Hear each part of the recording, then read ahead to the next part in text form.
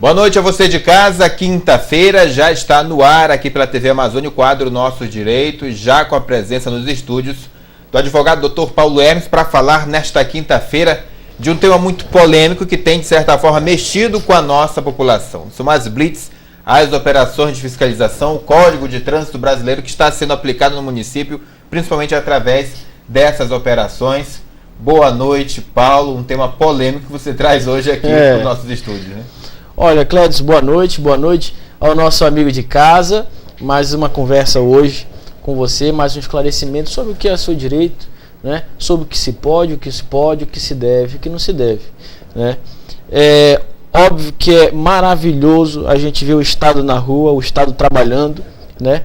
Para garantir a segurança do motorista, segurança dos pedestres, né?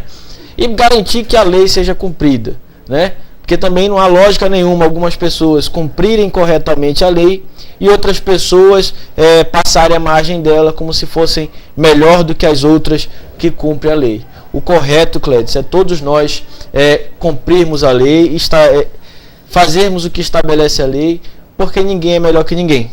E ninguém pode estar acima da lei, todos nós temos que estar em igual condição. O problema é quando é que isso vira um abuso, né? Quando é que vira um abuso de poder? Então é isso que nós temos hoje que conversar, Clédio. Ao falar de fiscalização de trânsito, geralmente quando dói no bolso da população, quando a pessoa sente no bolso, a aplicação dessa lei é quando ela mais se incomoda, quando ela mais fica tensa, enfim.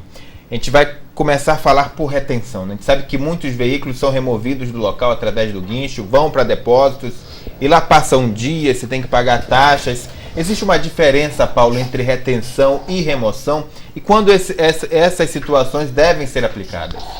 Olha, Clédio, o Código de Trânsito Brasileiro ele é bem específico, né? A remoção é só em último caso, né?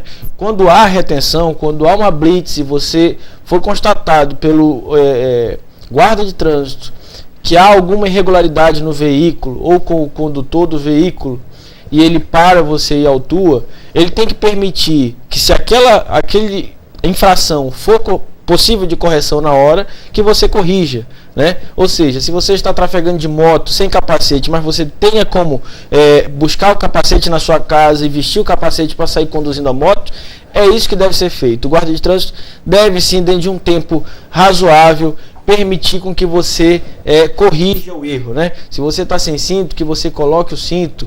Se você não é um motorista habilitado, que você providencie um motorista habilitado para poder continuar conduzindo o seu veículo. Então a retenção é esperar, né, o veículo parado na barreira ou parado na blitz até que você resolva o problema. E a remoção é somente em últimos casos, né? Essa é a diferença básica. Sim. Nem todos os casos são passíveis de remoção. Não, veja bem. Até, por exemplo, quando o vício não pode, ou quando a infração não pode ser corrigida no momento, o correto qual é? É o guarda de trânsito ou o guarda rodoviário federal apreender o documento de circulação do veículo e passar para você um recibo, né, de que está com aquele documento e passar a infração. E você vai circular com esse recibo, vai circular com a infração até resolver o problema. Né? Se o problema não for possível resolver na hora, você tem seu documento apreendido, né? Mas em troca você vai pegar um recibo. E assim que você resolver o problema, que a infração for sanada, você pode ir até a autoridade policial apresentando a moto ou o carro já com o erro corrigido, pegar de volta o seu documento, né? Então a gente vê aí que a remoção uma coisa à parte, é uma coisa só mesmo quando não há jeito, né? Quando a moto nunca foi plaqueada, ou o carro jamais foi plaqueado, ou quando não está com licenciamento em dia e não há condição de ser pago. Então, esses são os vícios difíceis de ser sanado no momento. Uma motocicleta ou um veículo estacionado de forma irregular. Esses veículos eles podem ser removidos mesmo que o condutor não esteja próximo ou não? Veja bem a curiosidade, tá? Se você está com a moto ou com o carro parado dentro de um local privado, digamos um posto de gasolina, um estacionamento privado na sua casa, esse veículo ele jamais poderá ser removido, tá? Porque para isso você vai precisar, o guarda de trânsito, a autoridade de trânsito, vai precisar de uma ordem judicial para poder entrar nesse local e remover o seu veículo. Tá? Os veículos só podem ser removidos na rua, quando estiverem na via pública, estacionados fora do local propiciado para isso, né? O local propício para isso. Então, se estiver na rua, na via pública, fora do local correto, o veículo pode sim ser removido. Paulo, com essa nova lei de trânsito que diz respeito à questão do consumo de bebidas alcoólicas ao volante, uma lei que é muito mais rígida, que pune com muito mais vigor, com muito mais intensidade os condutores. Caso o motorista seja preso embriagado, o motorista tenha sido parado em uma blitz e tenha se comprovado que ele ingeriu bebida alcoólica. É caso de retenção do veículo, de remoção, qual o procedimento? Veja bem, o veículo vai ficar retido até que venha um condutor sóbrio, um condutor com carteira de motorista para poder levar esse veículo. Tá? Caso não haja essa possibilidade, o veículo poderá ser sim, poderá e deverá ser removido. Paulo, durante a realização de uma blitz, o condutor, se ele for solicitado para parar, para fazer a averiguação no documento pessoal dele ou do veículo, e ele se recusar a parar, se evadir do local, a autoridade de trânsito pode persegui-lo, pode ir atrás dele para fazer a apreensão do veículo? Veja bem, Cleiton, o correto é que o cidadão, quando solicitado pela autoridade de trânsito, pare. Se não tem nada a esconder, se não tem nada de errado, não tem por que evadir-se do local, fugir. O correto é que pare, esclareça, demonstre os documentos que forem solicitados. Mas caso isso aconteça, a polícia militar é que vai atrás dessa pessoa, vai persegui-lo.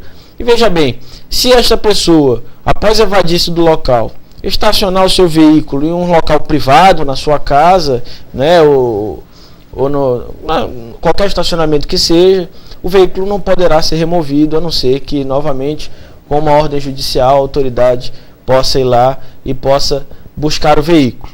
Né? Mas isso não quer dizer que a pessoa não vá ser multada, que a pessoa não vá ter que pagar pelas infrações cometidas. Tem que parar, né? Tem que parar. O correto, você cidadão de bem, não tem por que não parar. Você deve, quando solicitado, parar para a autoridade de trânsito averiguar seus documentos e averiguar a condição do veículo. Esse é um tema muito complexo que está muito em evidência em Capanema devido às constantes blitz, as constantes operações que estão sendo realizadas nas ruas todos os dias. E a gente sabe que tem muita coisa a ser perguntada, muito questionamento. Você de casa com certeza deve ter ficado aí com alguma dúvida, deve querer fazer alguma pergunta para o Paulo.